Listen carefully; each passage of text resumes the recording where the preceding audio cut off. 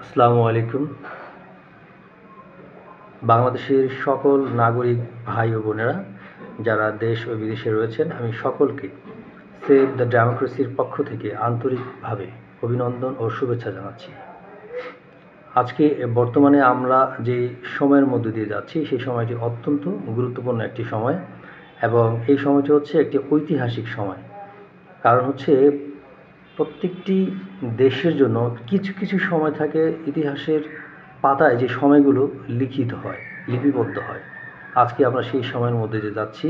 এই 2024 সাল একটি ঐতিহাসিক সাল, যা ইতিহাসে লিপিবদ্ধ হয়ে থাকবে, স্মরণীয় হয়ে থাকবে, বরণীয় হয়ে থাকবে এবং এই সময়ে আমরা যারা বেঁচে আছি তারা ইতিহাসের অংশ হিসেবে হয়ে থাকব এবং ইতিহাসের প্রত্যক্ষদর্শী আমরা বলতে পারি। এটা সেই দিক থেকে আমরা ভাগ্যবান।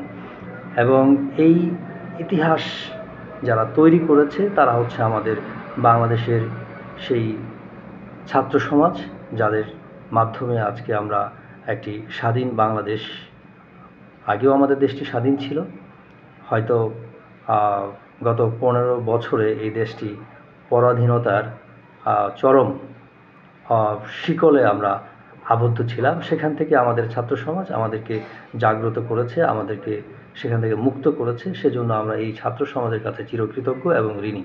এবং যারা এই যুদ্ধে শহীদ হয়েছেন তাদেরকে আমরা অন্তরের অন্তঃস্থল থেকে আমরা তাদের জন্য দোয়া কামনা করছি এবং আল্লাহ যেন তাদেরকে বেহেশত নসিব করে, সেই জন্য আল্লাহর কাছে আমরা প্রার্থনা করি। এবং যারা অসুস্থ এবং আহত অবস্থায় যারা চিকিৎসারত রয়েছেন তাদের সকলকে আমরা আন্তরিকভাবে অভিনন্দন ও শুভেচ্ছা জানাই এবং তাদের দ্রুত সুস্থতার জন্য আল্লাহর কাছে আমরা প্রার্থনা জানাই। আজকে বাংলাদেশে আমরা যে গুরুত্বপূর্ণ একটি সময়ের মধ্যে দিয়ে যাচ্ছি, সেই সময়টা হচ্ছে রাজনৈতিক অস্থিরতার সময় যাচ্ছে। আমাদের দেশের জনগণ বিভিন্ন সময়ে, এখন আমরা বিভিন্ন ধরনের আন্দোলনে, আমরা বিভিন্ন জায়গায় ছাত্র সমাজ সহ আমাদের দেশের যে সাধারণ জনগণ রয়েছে, আমরা কিন্তু বিভিন্ন সময় বিভিন্ন ধরনের আন্দোলন করছি। কোথাও আমরা কোনো বিশ্ববিদ্যালয়ের ভিসির পদত্যাগের জন্য আন্দোলন করছি, কোথাও হয়তো কোনো হসপিটালের চিকিৎসার ভুল ত্রুটির জন্য বা চিকিৎসার অবহেলার জন্য আমরা সেখানকার স্বাস্থ্য ঊর্ধ্বতন কর্মকর্তা যিনি রয়েছেন তার পদত্যাগের জন্য আন্দোলন করছি। কিংবা আমরা ভারতীয় হাই কমিশনারের যেই বাসভবন, সেখানেও কিন্তু আমরা আন্দোলন করছি যে ভারত সরকার যে আমাদের এই ইতিমধ্যে একটি সংকটময় সময়ের মধ্যে আবার কি করেছেন, ওনারা তাদের যে ফারাক্কার বাঁধ রয়েছে, সেই তিস্তা নদীর বাঁধ তারা ছেড়ে দিয়েছেন।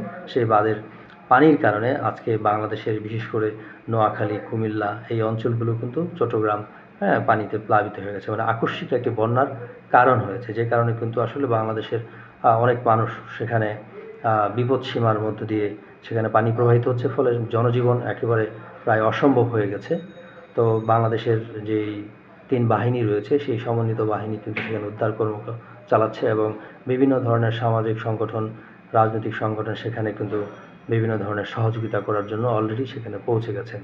তো এই একটি গুরুত্ব সময় আমাদের মধ্য দিয়ে যাচ্ছে। এই আমাদের দেশটি মাত্র কিন্তু একটি নাজুক অর্থনৈতিক অবস্থার মধ্যে দিয়ে যাচ্ছে, সেই জায়গায় কিন্তু একটি দুর্যোগের আভাস দেখা দিচ্ছে, অর্থাৎ প্রাকৃতিক দুর্যোগ যেটাকে আমরা আসলে বলতে পারি। কিন্তু সেই প্রাকৃতিক দুর্যোগটা কিন্তু আমাদের পার্শ্ববর্তী দেশ ভারতের যে প্রতিবেশী দেশ রয়েছে সেটার কারণেই কিন্তু আসলে হয়েছে। এখন এই বিষয় নিয়ে আসলে আমাদের দেশে বিভিন্ন ধরনের রাজনীতি অলরেডি শুরু হয়ে গেছে এবং চলছে। তো সেভ দ্য ডেমোক্রেসির পক্ষ থেকে আমাদের অনুরোধ হচ্ছে এই যে আমরা আমাদের যে সময়ের মধ্য দিয়ে যাচ্ছি, আমাদের যে একটি নতুন সরকার হয়েছে, যে অন্তর্বর্তীকালীন যে সরকার রয়েছেন, সেই সরকারটি কিন্তু আসলে এখনও সম্পূর্ণরূপে তারা স্বয়ংসম্পূর্ণভাবে কাজ করতে পারেনি। কারণ এখনও যে পরিমাণ জনবল দরকার, সেই জনবলে কিন্তু এখনও নিয়োগ দেওয়া হয়নি। কারণ এর মধ্যে অনেকেই পদত্যাগ করেছে, অনেকে পদত্যাগ করতে বাধ্য করা হয়েছে, অনেকে যারা স্বৈর শাসকের সাথে স্বৈর শাসকতন্ত্রে যারা জড়িত ছিল তাদেরকে এখান থেকে পদত্যাগ করানো হয়েছে, চাকরিচ্যুত করা হয়েছে। তাহলে ফলে এই যে জনবল, এখানে কিন্তু একটি ঘাটতি রয়েছে। ফলে কিন্তু আমাদের দেশের শাসন ব্যবস্থা অত্যন্ত দুর্বল অবস্থার মধ্যে দিয়ে যাচ্ছে। তো এই জায়গাতে আমাদের জনগণের উচিত হচ্ছে সরকারকে সহযোগিতা করা, বিভিন্ন জায়গা থেকে যার যার ব্যক্তিগত জায়গা থেকে সরকার যাতে সুন্দরভাবে দেশ পরিচালনা করতে পারে।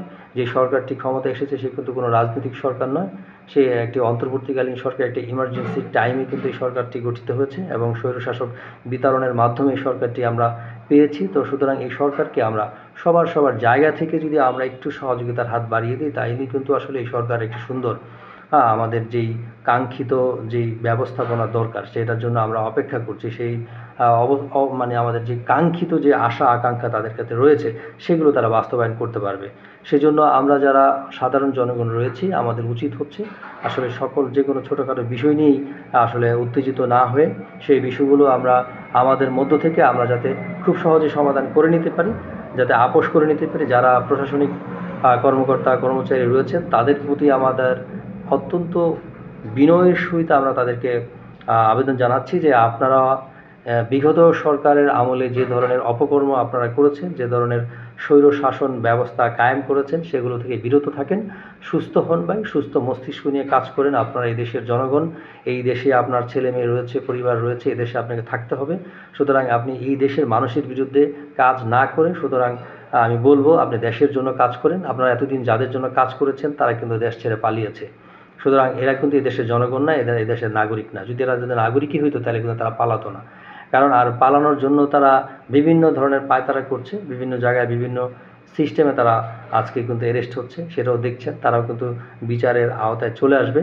আর যারা পালিয়েছেন তারাও নিরাপদ থাকবেন না। যারা অপরাধ করেছেন তাদেরকে কিন্তু এই দেশে বিচারের ব্যবস্থায় এনে তাদেরকে কিন্তু আসলে বিচার করা হবে। এটাও আপনাকে মনে রাখতে হবে।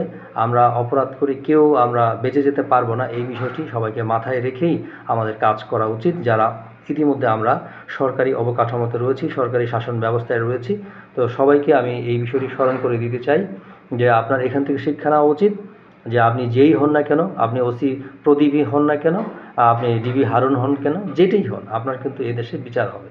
আপনি যেই কর্মই করেন না কেন। আপনি ইতিমধ্যে দেখছেন যে বড় বড় যারা রাঘব বোয়ালের হয়ে যারা আবির্ভাব হয়েছিলেন, যারা স্বৈরশাসকের হাতিয়ার হয়ে ব্যবহৃত হয়েছিলেন, তাদের কিন্তু অবস্থা খুব খারাপ। তারা কিন্তু এখন পালিয়ে বেড়াচ্ছেন, তারা কিন্তু দেশ থেকে মানে যে প্রত্যাবর্তন করবেন সেই সুযোগও কিন্তু আপনাদের নেই। এই দেশ থেকে আপনার পালানোর সুযোগও আপনাকে দেওয়া হচ্ছে না। তো এই বিষয়টি আপনি খেয়াল রাখবেন। এই দেশের জনগণ অত্যন্ত সচেতন, অত্যন্ত দেশপ্রেমিক, যেটা এই 2024 সালে বাংলাদেশের মানুষ প্রমাণ করেছে তারা দেশপ্রেমিক। কারণ বিগত 15 সালে আমরা ভেবেছিলাম, আমরা যারা সাধারণ জনগণ আমরা ভেবেছিলাম যে আমরা আসলে কেউ দেশকে ভালোবাসি না, যদি ভালোই বাসতাম তাহলে দেশের কেন আসলে এই পরিস্থিতি হবে। কিন্তু না, আমাদের ছাত্র সমাজ কিন্তু সেটা ভুল প্রমাণিত করেছে। 2024 সালে আমরা দেখেছি আমরা সবাই দেশপ্রেমিক। এই ছাত্র জনতার আন্দোলনে সবাই সহযোগিতা করেছে, কেউ পানি দিয়ে সহযোগিতা করেছে, কেউ বাসা থেকে রান্না করা খাবার এনে মায়েরা তাদের সন্তানদেরকে খাবার খাইয়ে সহযোগিতা করেছে। সেখানে তার সন্তান ছিল না, তারপরে যারা ছাত্র সমাজ ছিল তাদেরকে তারা সন্তান মনে করে তাদেরকে পানি দিয়েছেন, খাবার দিয়েছেন, যে যতটুকু পেরেছেন যার যার জায়গা থেকে সেখানে কিন্তু সবাই আমরা সহযোগিতা করেছি এই আন্দোলনকে। তো এতে কিন্তু আমরা প্রমাণ করেছি আমরা দেশকে ভালোবাসি, আমরা এই দেশের জন্য প্রাণ দিতে প্রস্তুত, এই দেশের জন্য আমরা কাজ করতে চাই। তো সবাইকে আমরা বলবো যে আপনারা দেশের বিরুদ্ধে আর কোনো কাজে লিপ্ত হবেন না, দেশের স্বার্থে কাজ করুন। আপনি ক্ষমতার জন্য জোরাজুরি করার কোনো দরকার নেই। ক্ষমতায় আপনি গেলেই যে খুব ভালো কাজ করে ফেলবেন এটাও সত্যি নয়। ভালো কাজ করার জন্য ক্ষমতার প্রয়োজন হয় না, বাইরে থেকে অনেক ভালো কাজ করা যায়। যদি আপনার সৎ উদ্দেশ্য থাকে, মহৎ উদ্দেশ্য থাকে, আপনার বাইরে থেকেও ভালো কাজ করা যায়, সেগুলো করার চেষ্টা করেন। এখন এই মুহূর্তে যে সরকার গঠিত হচ্ছে সেখানে কোনো ধরনের বিশৃঙ্খলা তৈরি না করে আমি বলবো আপনি আপনার জায়গা থেকে সততার সহিত কাজ করুন, তাইলে দেশপ্রেমের প্রমাণ হবে। আর সততার সহিত কাজ করাটাই হচ্ছে আপনার সঠিক দায়িত্ব পালন করা। আপনি যেই জায়গায় থাকেন, আপনি স্কুল টিচার হন, আপনি ডিসি হন, আপনি এসপি হন, আপনি যেখানেই থাকেন সেখানেই থেকে আপনার যে দায়িত্ব রয়েছে সেই দায়িত্বটি সঠিকভাবে পালন করুন। এটাই হচ্ছে আপনার দেশপ্রেমের প্রমাণ, আর কিচ্ছু লাগে না। আর আমাদের আরও একটি রয়েছে, উদ্দেশ্য রয়েছে। সেই উদ্দেশ্য হচ্ছে আমরা আমাদের যে ছাত্র সমাজ যারা আজকে বাংলাদেশকে স্বাধীন করেছে, আমরা তাদের কাছে আমাদের একটি আবেদন রয়েছে এবং এই আবেদনটি আমি সরকারের কাছে পৌঁছাতে চাই। সেটা হচ্ছে যে এই ছাত্র সমাজ প্রমাণ করে দিয়েছে তারা অত্যন্ত দায়িত্বশীল, তারা মেধাবী এবং তারা অত্যন্ত সাহসী, এবং তারা বিগত সময়ে প্রমাণ করে দিয়েছে রাষ্ট্র পরিচালনার জন্য তারা উপযুক্ত। সেটা কিভাবে উপযুক্ত হয়েছে? এই যে ট্রাফিক যে ব্যবস্থার মধ্য দিয়ে তারা যেই যোগ্যতার প্রমাণ দিয়েছে যে বিগত দিন বেশ কয়েকদিন রাস্তায় কোনো ট্রাফিক ছিল না, কোথাও কোনো পুলিশ ছিল না, তারা পুলিশের হয়ে বাড়ি মহল্লা পাহারা দিয়েছে, তারা রাস্তায় ট্রাফিকের দায়িত্ব পালন করে ট্রাফিক ব্যবস্থা সুন্দরভাবে পরিচালিত করেছে, যেখানে কোনো ধরনের অনিয়ম হয়নি, বিশৃঙ্খলা হয়নি, সেটা কিন্তু তারা প্রমাণ করেছে। তো আমরা এই ছাত্র সমাজের কাছে একটি দাবি রাখতে চাই, যেটা রাষ্ট্রীয় পর্যায় থেকে আসলে সফল করা সম্ভব। সেটি হচ্ছে যে ছাত্রদের 2 দিন ছুটি থাকবে, একদিন হচ্ছে শুক্রবার, যেটা তারা বাড়িতে বিশ্রাম নেবে, আর আরেক দিন আমরা মঙ্গলবার চাচ্ছি, অর্থাৎ সপ্তাহে ডিস্টেন্স রেখে আমরা 2টা ছুটি চাচ্ছি। সেই মঙ্গলবার সমস্ত বাংলাদেশের সকল ছাত্রছাত্রীরা রাষ্ট্র সংস্কারের কাজ করবে।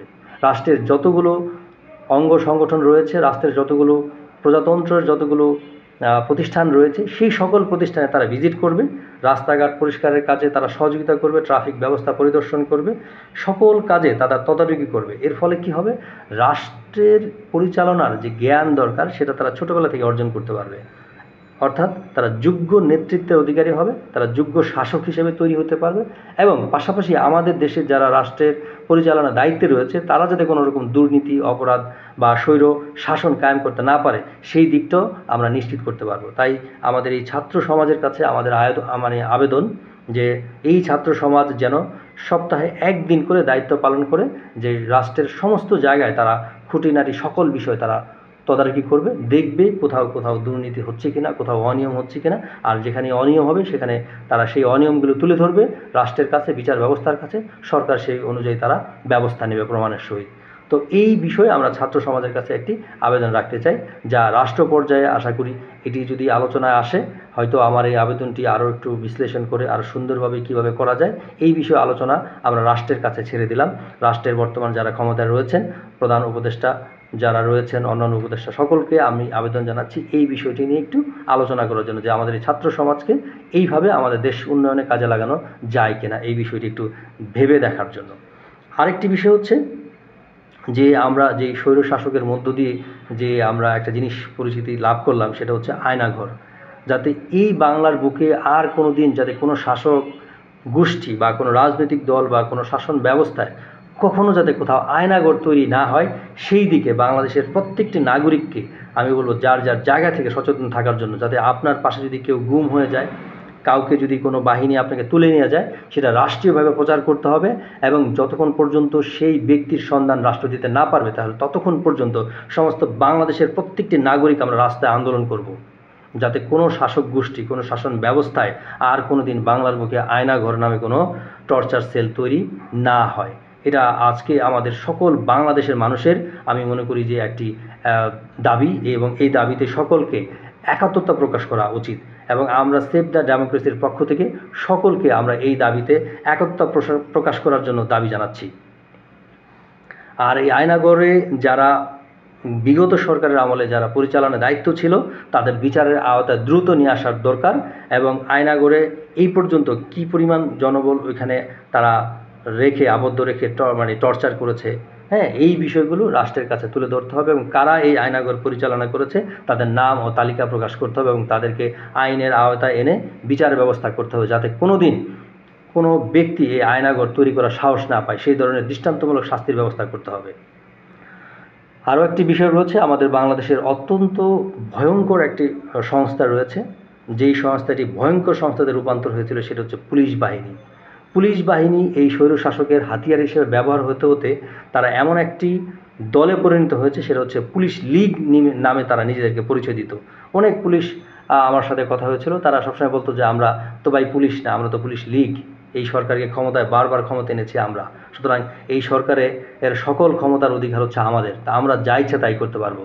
এই ধরনের বক্তব্য অনেকের পুলিশের কাছ থেকে আমরা শুনেছি, এবং বাস্তবে কিন্তু সেই পুলিশের কর্মকাণ্ড আমরা দেখেছি, আসলেই কিন্তু তাই, সেটাই ঘটেছে। এই সরকারের পতনের মূলেও কিন্তু সেই পুলিশই দায়ী, কারণ পুলিশের স্বেচ্ছাচারিতার কারণে কিন্তু এই আন্দোলনকে তীব্র থেকে তীব্রতর করেছে, এবং মানুষের মনের হৃদয়ের রক্তক্ষরণ করেছে এই পুলিশের কর্মকাণ্ড। আর এই পুলিশের কর্মকাণ্ড করাকে, এই ধরনের কর্মকাণ্ডের জন্য সায় দিয়েছে যে সরকার, সেই হচ্ছে স্বৈরশাসক।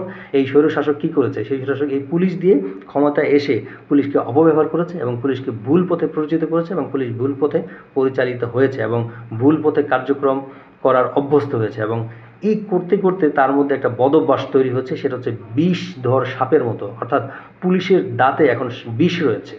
তা আমরা কি করেছি, আমরা বর্তমানে যে পুলিশ আমরা দেখতে পাচ্ছি, আমরা মনে করছি হয়তো পুলিশ ভালো হয়ে গেছে, অ্যাকচুয়ালি কিন্তু না। কারণ এই পুলিশের দাঁতে এখনও কি আছে, বিষ আছে। এখন সে হয়তো পরিস্থিতির কারণে একটু নীরব ভূমিকা পালন করতেছে, একটু আতঙ্কিত অবস্থার মধ্য দিয়ে যাচ্ছে, কিন্তু এই ধীরে ধীরে এই পুলিশ যখন আবার স্বাভাবিক হয়ে যাবে, তার স্বাভাবিক অবস্থান যখন ফিরে আসবে, তখন কিন্তু সে আবার সেই বিষ দাঁতের সেই সংরক্ষিত যে বিষ রয়েছে সেগুলো কিন্তু মানুষের গায়ে আবার সেগুলো বসিয়ে দিবে, ফলে কিন্তু আমরা আবার আক্রান্ত হব। তাই আমরা পুলিশের যাতে দাঁতে যে বিষ রয়েছে সেই বিষটাকে আমাদেরকে বের করে দিতে হবে, পুলিশকে বিষমুক্ত করতে হবে, পুলিশকে পরিশুদ্ধ করতে হবে না, পুলিশের দাঁতে যে বিষ রয়েছে সেই বিষটাকে মুক্ত করে সেই পুলিশকে আমাদের জাতির সেবায় কাজে নিয়োজিত করতে হবে। তো আমি রাষ্ট্রের কাছে আবেদন জানাচ্ছি, যে এই সরকার আমাদের রয়েছেন, আমাদের যে অন্তর্বর্তীকালীন সরকার রয়েছেন, তাদের কাছে আমার তীব্র গভীর আন্দোলনের মধ্য দিয়ে আমরা যেটা শিখতে পেরেছি সেটা হচ্ছে যে আপনারা পরপর যে সকল পদক্ষেপ নিয়েছেন সেগুলো সম্পূর্ণ সঠিক এবং প্রশংসনীয়, এবং জাতি আপনাদের কাছ থেকে এটাই আশা করে, এবং জাতির সকল আশায় আপনারা ধীরে ধীরে পূরণ করতে সক্ষম হচ্ছেন। এবং সেই দৃষ্টি থেকে আমরা বলবো যে পুলিশের জন্য একটি ব্যবস্থা গ্রহণ করুন, যেখানে পুলিশের দাঁতে কোনো বিষ থাকবে না। যদি পুলিশের দাঁতে বিষ না থাকে তাহলে এই পুলিশ নিরাপদভাবে আপনার আমার সকলের সেবা দিতে পারবে, কিন্তু পুলিশের দাঁতে যতক্ষণ পর্যন্ত বিষ থাকবে ততক্ষণ পর্যন্ত আমরা পুলিশকে বিশ্বাস করতে পারি না, কারণ এই পুলিশের কাছ থেকে আমরা ততক্ষণ পর্যন্ত ভালো কোনো সেবা আশা করতে পারি না। তো এই জন্য পুলিশকে বিষমুক্ত করতে হবে। পুলিশ যে বিষ সংগ্রহ করেছে বিগত 15 বছর যাবৎ, সেই কালচার সে যে প্র্যাকটিস করেছে, সেই কালচার থেকে তাকে বেরিয়ে আসতে হবে। যে ক্ষমতা সে ব্যবহার করেছে সেই ক্ষমতাকে টেনে ধরতে হবে, কারণ পুলিশকে সীমাহীন ক্ষমতা দেওয়া হচ্ছে এই স্বৈর শাসকের মাধ্যমে। সুতরাং বর্তমান সরকারে যারা রয়েছেন আমি তাদেরকে বিনীতভাবে অনুরোধ জানাচ্ছি যে পুলিশের যে ক্ষমতা রয়েছে সেই ক্ষমতায় লাগাম ধরতে হবে এখনই। যদি আমরা এইটাই মুহূর্তে না করি তাহলে সেই পুলিশ কিন্তু সে আগের রূপে ফিরে আসবে এবং সে আগের স্বৈর শাসকের ভূমিকায় আবার চলে আসবে। এবং সেই ভূমিকা যদি পুলিশ চলে আসে, যে কাজটি সর্বপ্রথমে সে করবে কি, এই দেশে যে স্বৈর শাসকের জনগোষ্ঠী রয়েছে তাদের সাথে সে সংযোগ স্থাপন করবে এবং তাদের মাধ্যমে একটি স্বৈর শাসন ব্যবস্থা যাতে আবার তৈরি হতে পারে, আবার একটি অপরাধ চক্র যাতে ক্ষমতায় আসতে পারে, সেই ব্যবস্থা কিন্তু এই পুলিশ করে দেবে। সেই জন্য পুলিশকে সঠিকভাবে, সুন্দরভাবে, সচেতনভাবে কীভাবে কাজে লাগানো যায় আমি রাষ্ট্রের কাছে বিনীতভাবে অনুরোধ জানাচ্ছি। রাষ্ট্র যেন এই জায়গা থেকে পুলিশকে একটু সঠিকভাবে এবং পুলিশকে যে সাবধানতার সাথে পুলিশকে ব্যবহার করা হয় এবং পুলিশের ব্যবস্থা যাতে নেওয়া হয়, যাতে পুলিশ যেন পূর্বের রূপে আর কখনোই ফিরে আসতে না পারে। পুলিশের জায়গায় যাতে পুলিশ থাকতে পারে, পুলিশের যে দায়িত্ব রয়েছে সেই দায়িত্ব যেন পুলিশ পালন করতে পারে, সেই জায়গায় আমি রাষ্ট্রের কাছে আবেদন জানাচ্ছি যাতে এই জায়গাগুলো রাষ্ট্র তার সঠিক আইন অনুযায়ী ব্যবস্থা গ্রহণ করেন। কারণ হচ্ছে একটি দেশের সবচেয়ে প্রথম মানুষ বিপদে পড়লে কার কাছে যায়, সে পুলিশের কাছে যায়। আর সেই পুলিশ যদি সঠিক দায়িত্ব পালন করতে ব্যর্থ হয় তখনই কিন্তু রাষ্ট্রে অবিচার, অন্যায় একের পর এক শুরু হয়ে যায়। সেইখানে কিন্তু আমরা এই 15 বছরে এই অন্যায় অবিচারের এক পাহাড় সমান অন্যায় অবিচার তৈরি করেছে, সেই পাহাড় কিন্তু ভেঙে পড়েছে। ভেঙে পড়ার ফলে কিন্তু আমাদের দেশে হাজার হাজার লোক মারা গিয়েছে, অনেক হাজার হাজার সন্তান যারা এখনও কিন্তু চিকিৎসাধীন রয়েছে, অসুস্থ, অনেকে পঙ্গুত্ব বরণ করেছে। তো আমরা কিন্তু আসলে এই দৃশ্য দেখে আমাদের হৃদয়ের কান্না কিন্তু আসলে থামাতে পারছি না। তো আমরা চাই না 15 বছর পরে, 10 বছর পরে আবার একটি এই ধরনের ঘটনার পুনরাবৃত্তি ঘটুক। তো সেই জন্য আমি বলবো যে সর্বপ্রথম আমাদের এই পুলিশকে ঠিক করতে হবে। আর যতক্ষণ পর্যন্ত পুলিশ ঠিক করতে না পারবো ততক্ষণ পর্যন্ত রাষ্ট্রের সুশাসন কখনোই প্রতিষ্ঠিত হবে না। আর বিচার ব্যবস্থার ব্যাপারে তো যথেষ্ট উদ্যোগ নেওয়া হচ্ছে, অলরেডি আমরা খুব ভালো ফলাফল দেখতে পাচ্ছি বিচার ব্যবস্থায়। তো এই ধারাবাহিকতা যেন অব্যাহত থাকে সেই ব্যাপারে আমরা সবাই সচেতন থাকবো এবং সরকারকে আমরা ধন্যবাদ জানাই যে সুন্দর সুন্দর পদক্ষেপের মধ্য দিয়ে দেশের উন্নয়নমূলক কর্মকাণ্ড এবং সংস্কারমূলক কর্মকাণ্ড যেভাবে চালিয়ে যাচ্ছেন, সরকার যাতে আরও সুন্দরভাবে তাদের দায়িত্বগুলো পালন করতে পারে সেজন্য সরকারকে আমরা স্বাগত জানাই এবং সরকারের এই কর্মকাণ্ডকে আমরা প্রশংসা করছি, যাতে সরকার এই ধরনের কাজ অব্যাহত রাখেন। ধন্যবাদ। সবাই সুস্থ থাকবেন, নিরাপদ থাকবেন, ভালো থাকবেন। সেভ দ্য ড্রামা ক্রুসের পক্ষ থেকে সবাইকে ধন্যবাদ আজকের এই ভিডিও দেখার জন্য। আল্লাহ হাফেজ।